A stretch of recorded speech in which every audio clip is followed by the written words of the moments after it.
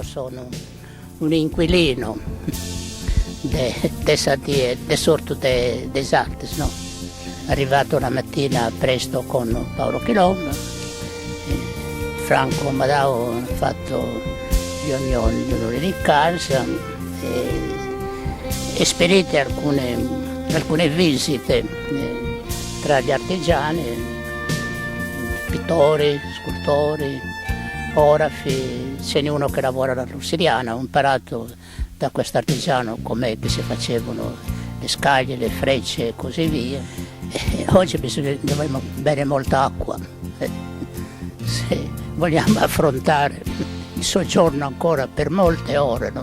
Dopo il pranzo ai Sorto des Artes e des Sarima.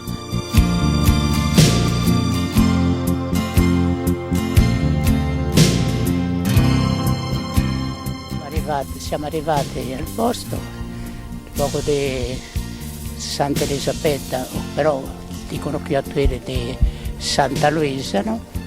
Siamo proprio al margine meridionale dell'altipiano cosiddetto di Gestori, ma ne partecipano anche il comune di Sezzu, di Genoni e di Tuili. Siamo veramente nella giara di Tuili. Questa è la parte esterna della torre, grande torre circolare, no?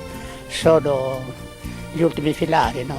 Quelli inferiori, in pietre di basalto o di lava basaltica. Quella superiore è recente, no? È il sostegno della croce, no? C'è una croce di quelle pietre, questo fondo, no?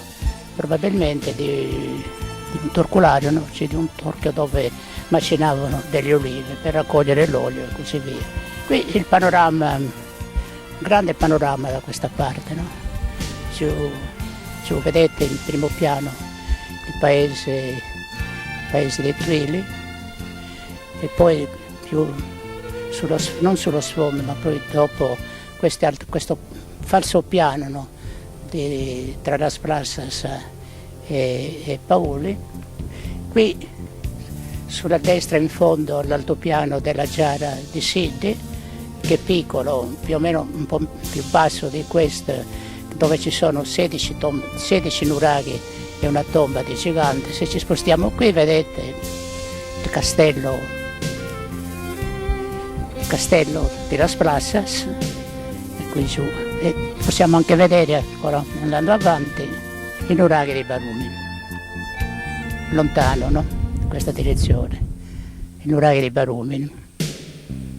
Quindi vedete un'ampia distesa di pianure e di colline, poco alberate, no? Per la verità, perché tutto sommato il prodotto economico è quello del grano e degli altri cereali, tranne che in alcune zone, soprattutto al piede della giara, dove vedete soprattutto a Tuili questi bellissimi oliveti che continuano a Tuili e così via, e poi via via verso questi altri paesini, no? Questo è Sezzu e così via.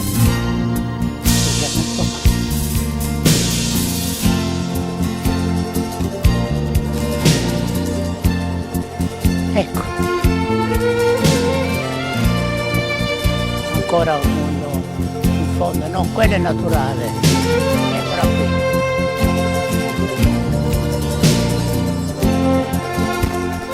Ecco, ne è rimasta soltanto una, no? Vedete, di queste pietre falliche, no? Questa dovete immaginarla però murata nella facciata dell'abitazione che è qui vicino, qui nonostante, no? E vedete chiaramente il sesso maschile.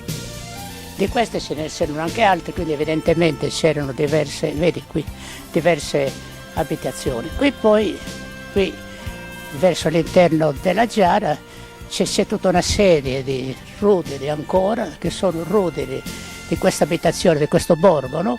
Che è costruito già sopra un insediamento preistorico che risale al Neolitico e che si estende sotto il bosco.